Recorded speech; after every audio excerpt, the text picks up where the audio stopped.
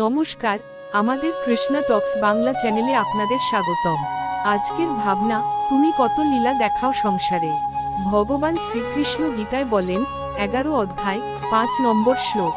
তিনি এই বিশ্বের মধ্যে নিজের লীলা প্রদর্শন করে, যেন সবাই তার মহিমা বুঝতে পারে।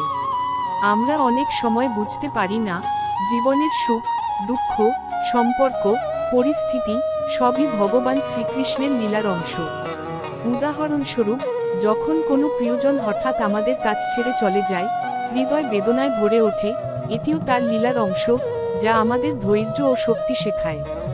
আর কখনো কোনো বন্ধুর আচমকা সাহায্য বা ছোট সুখের মুহূর্তে আমরা যে আনন্দ পাই, সেটাও ভগবান আমাদের জীবনে আনন্দের লীলার মাধ্যমে পাঠান।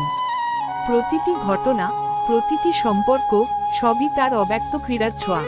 ভালো লাগলে একটা লাইক, কমেন্টস এবং সাবস্ক্রাইব করে দিবেন।